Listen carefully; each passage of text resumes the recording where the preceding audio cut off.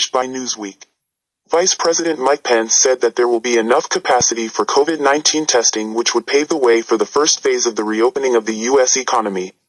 Pence's insistence follows criticism from Democrats and medical experts that the White House has been left wanting in implementing enough tests for the virus.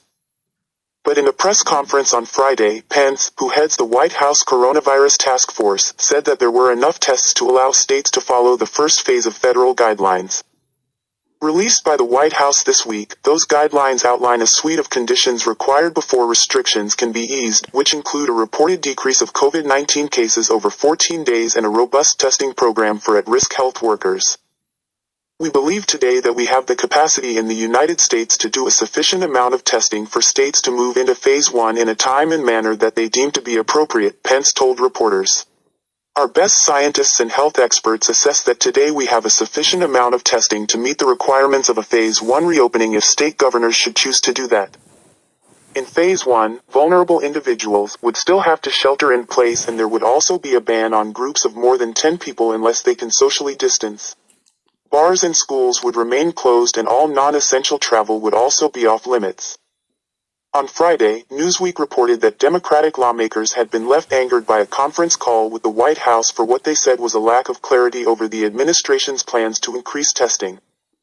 A source told Newsweek that during the call, Senator Angus King, an independent from Maine who caucuses with the Democrats, dubbed the administration's bid to implement a national testing regime as a dereliction of duty. On Thursday, Washington Gov. Jay Inslee, D., said his state, which is among the hardest hit, was 1,000 miles away from having enough tests, according to The Hill. Dr. Anthony Fauci, head of the National Institute of Allergy and Infectious Diseases, backed Pence's assertion that testing capacity would be sufficient. He told reporters at Friday's press conference that we will have and there will be enough tests to allow us to take this country through Phase 1. However, coronavirus response coordinator Deborah Birx said that Phase 2 was uncertain because it was difficult to test those who had the virus but had no symptoms. The real unknown in this, to be completely transparent, is asymptomatic and asymptomatic spread, and so if we find that there's a lot of asymptomatic individuals that we find in this active monitoring in what we are very much concerned about, the most vulnerable, then we will have to have increased testing to cover all of those sites. With the White House admitting that there have been issues in getting enough swabs, Brett Giroir, an Assistant Secretary of Health and Human Services, said 5 million more swabs would be secured by the end of April and more in May. Giroir said at least 4.5 million tests per month were needed in Phase 1 of the reopening, which it is currently on track for, The Hill reported.